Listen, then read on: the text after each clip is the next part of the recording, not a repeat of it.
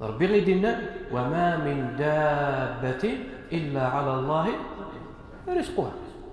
يا ذا العلم يا ذا الشجر يا ذا الحيوان أي اللي يخلق ربي مرة ذي يتحوى جالي السوء ذا ربي يكستكال في الزيس.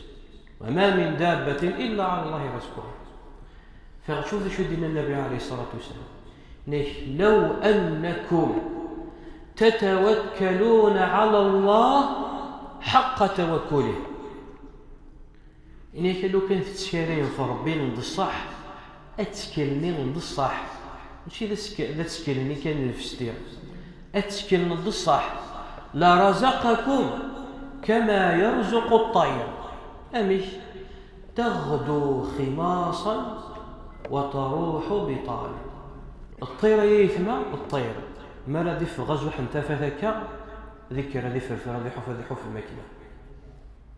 بمعنى انه وليت قيمه قلع الشينس اميد 9 اميد 10 اميد 11 مع سنين نروح اول نهار اكن لا تبدو تتفغ التفاف ذكر ذي فرفر نروح هذه حوف في الرزق ينس وربي ما تدير رزق يسبب.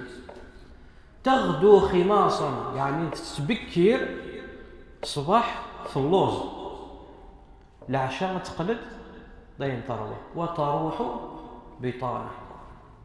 الشاهد مسلي بغى دين النبي عليه الصلاه والسلام دايا يعني بغى يديني بكر سبب ما بغيتك دير رزق ربي. وقال النبي عليه الصلاه والسلام بورك لامتي في بكورها.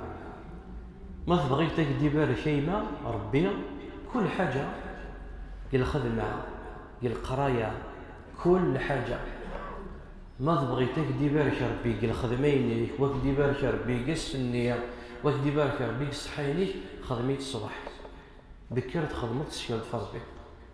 ذا البيغي ديالنا بورك لأمتي نيكي تبارك ربي البركة تسيد البركة في بكورها يعني مصباحك بكريكا أتزالت الفجر تروح تخدمت الخدمينيك أكدي بارك ربي الصحي أكدي بارك ربي الوقفي أكدي بارك ربي السنية.